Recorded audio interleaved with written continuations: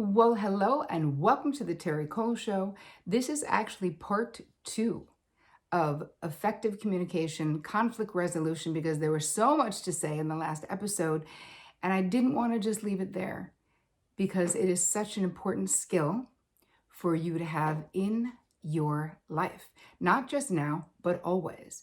And in fact, I think it's probably the most life and relationship altering experience and skill set that you can get.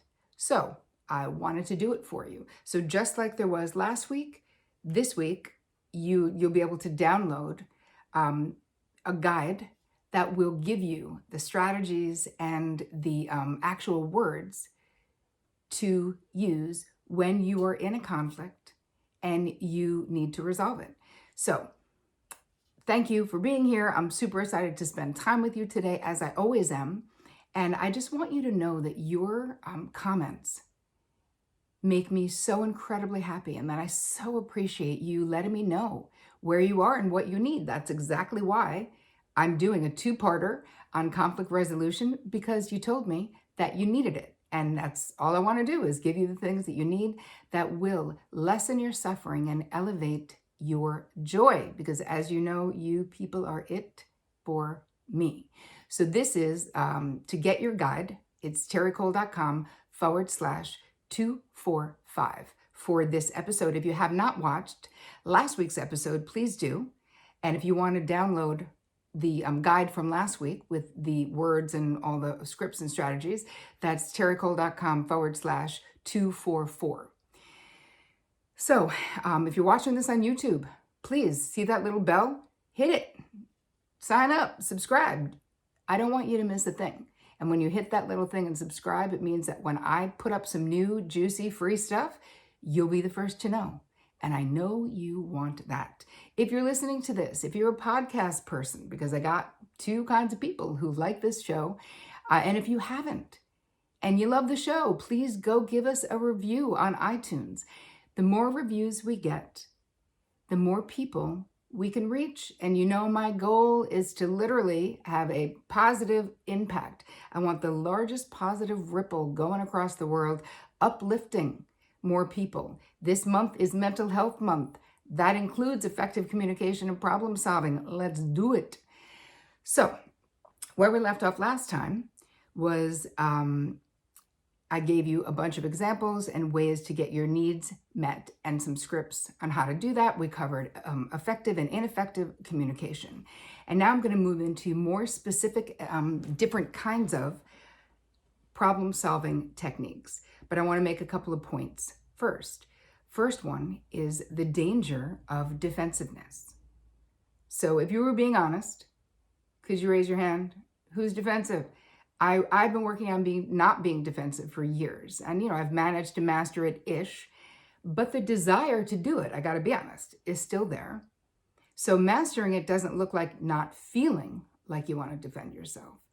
Mastering it looks like being able to not attack the other person and give them all the reasons why you did what you did. So I wanted to be clear about what that looks like.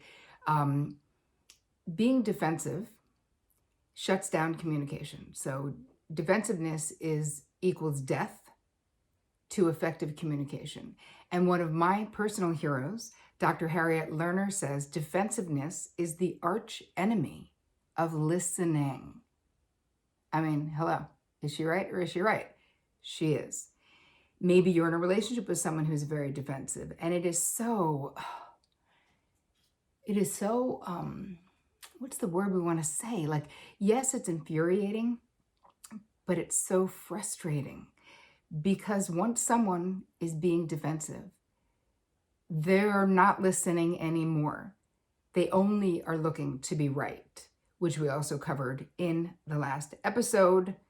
You have to decide, do you want to be right or do you want to be loving? Because literally you can't be both. So I'm going to ask you to choose for being loving, because from that space, there's so much more that you can do.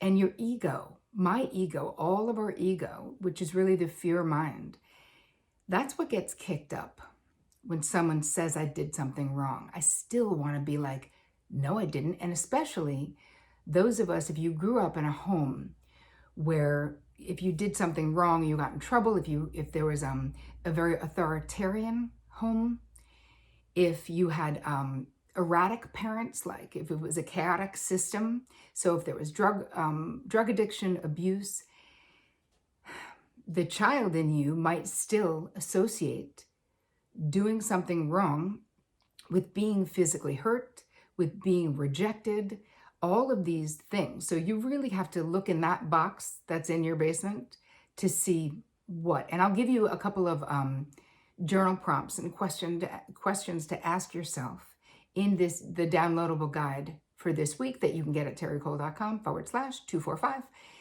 so that you can start to get a more clear vision or picture, snapshot of your relationship to defensiveness.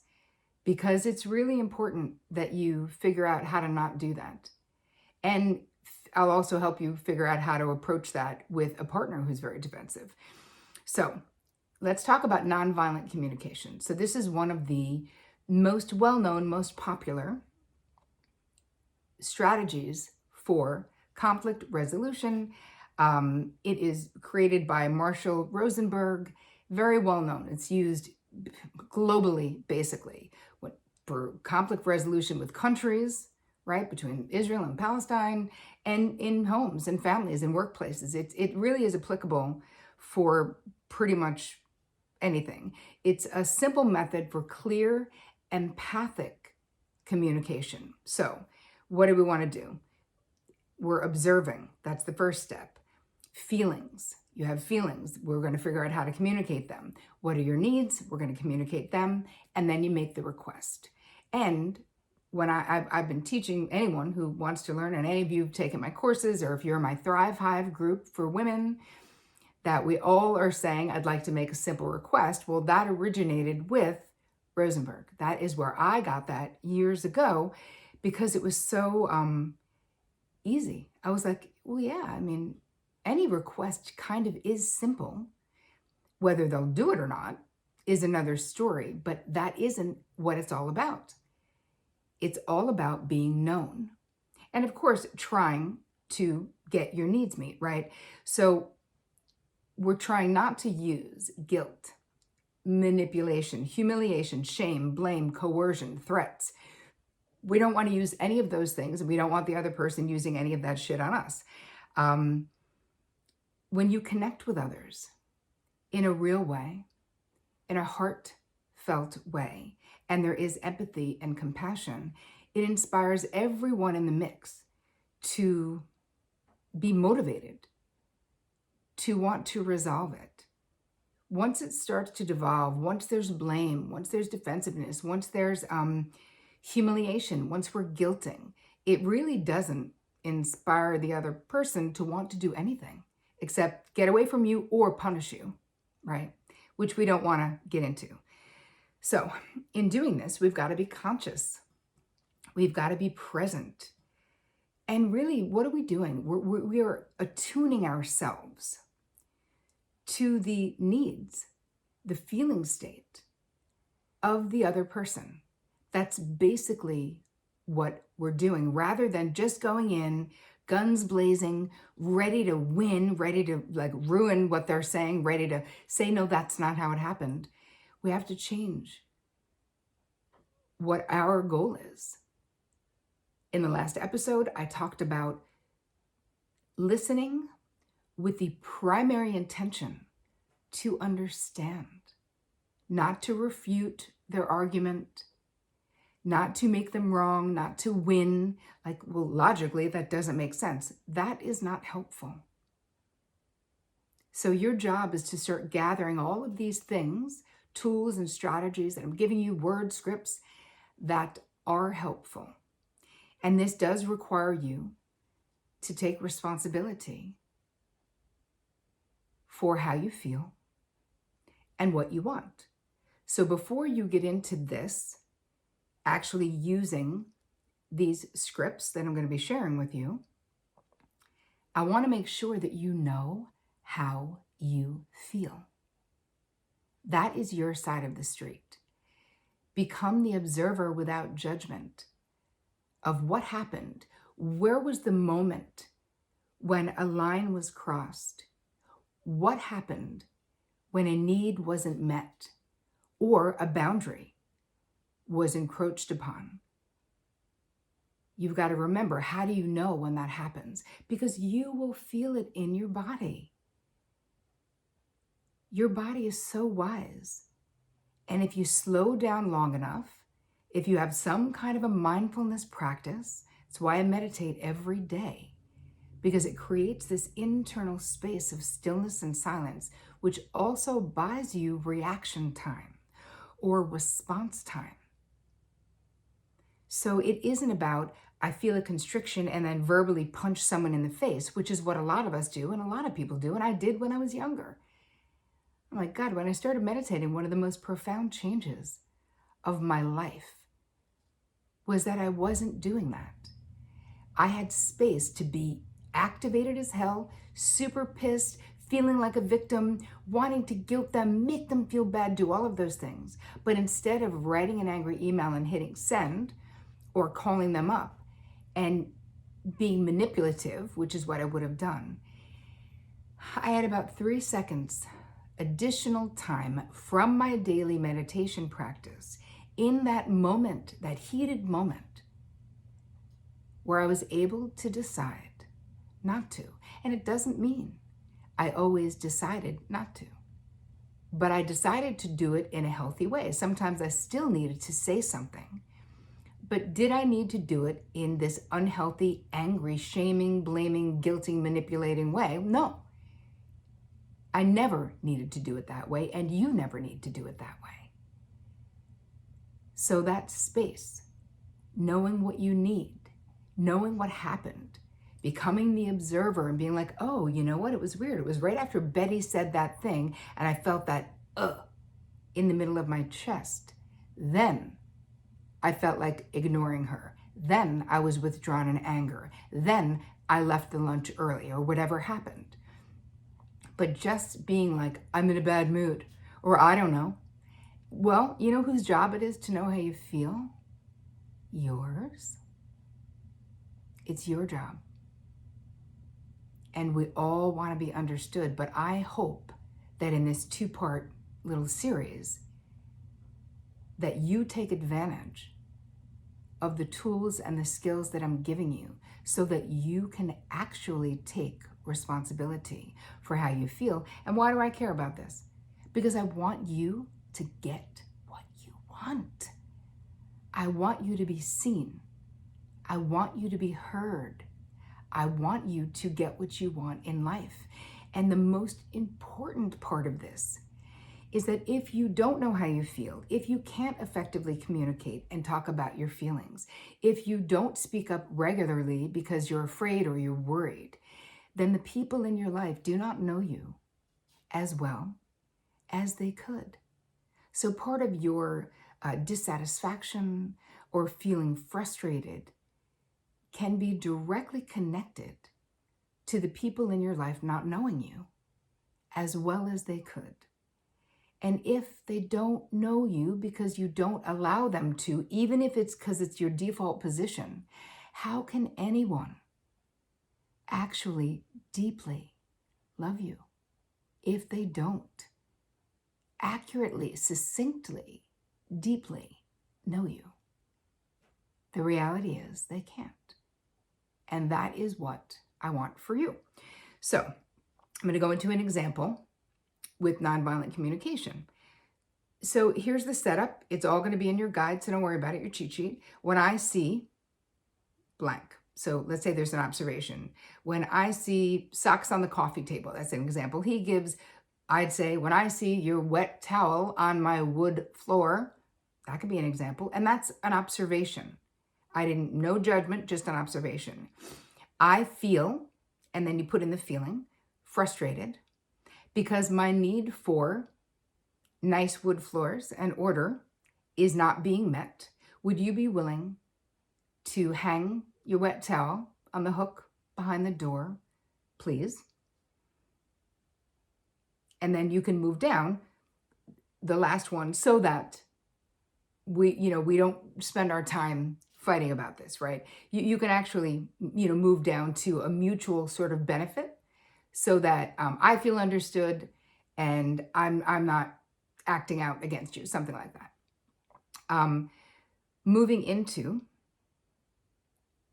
what else can you say right here, right? Let's say the person doesn't respond the way that you want, or if they seem disconnected or there's not clarity, you can ask. So the last thing I said, let's say, is, would you be willing to hang your wet towel on the back of the door? If I felt like I was being dismissed or the person was like, whatever, I would say, would you mind? Could you tell me what you just heard me say so that I know that you understood me or that I expressed myself clearly? Now, in the beginning, when you start changing language like this, people might be like, hi, that's weird. Like, what do you mean I got to say it back? But I did my own version of this long before I knew anything about this process, because I could tell if Vic was saying he was sorry about something, but I felt like he actually didn't know. And it wasn't like I was trying to quiz him, like, but what are you sorry for? I was needing so much, and I have such a wow, an extreme need to be understood accurately, that I couldn't stand it if I thought he was placating me and just being like, I'm sorry. I would say, babe, but do you know why I'm upset? Can you tell me why? What are you saying you're sorry for? And, maybe someone else would think I'm a pain in the ass. Maybe I am. And he would say, because blah, blah, blah. And I would know that he understood it. And most of the times he did know. So I'm going to give you a step-by-step breakdown of this process in the guide. And I want you to start thinking about, where can you use this? How could this help you in your current situation, in any situation? Because it's your job to be understood. It's your job to be seen. And you can really use this. I'm also going to throw in a few other easy strategies, and I'll actually call them sentence starters, right? Because a lot of times you want to say something, but you're like, what's the first thing that I could say? So of course, one of them will be, I'd like to make a simple request, but I'll give you a couple of others so that those you can kind of have right in your back pocket to get moving. But the most important part of this process is for you to make sure that your mental framework of why you're doing this, of why you're going to learn how to effectively resolve conflict, isn't to win. And I really want you to think about that. It really needs to be that you want to be understood and that you also want to understand the people in your life, which means talking less, which means not giving auto advice. You don't know what they should do. These are all other ways that communication and problem solving gets blocked, is when someone is constantly giving you unasked for advice, or if you are an auto advice giver, you're really blocking effective communication. So I'm going to put a little section in there of things you can say that will deepen a conversation instead of shutting a conversation down. Clearly, I'm passionate about this. I feel like I could do a friggin' 10-week series on it, but I'm not going to. I hope so much that this added some value to your life, made it easier for you to be fully self-expressed, because you deserve to be seen, to be known, to be heard. And really, my intention is just to empower you to live your best, most joyful, most authentic life, whatever that is for you. So if you like this episode of the Terri Cole Show, please share it with the people in your world. That is to me, that's the biggest compliment. When you guys share on social media, we'll make it super easy. I'll create something in there. You can just click to share, because the more people whose consciousness that together we raise, really the better off the world is going to be. Mental health is so important, and effective communication and nonviolent communication, effective problem solving is such a big piece of that. So please drop your comments here. Let me know what you think. If you listen to the podcast, please go drop us a review on iTunes so that more people can find the show. I would so appreciate that. I hope you have an amazing week trying out your new scripts. And as always, take care of you.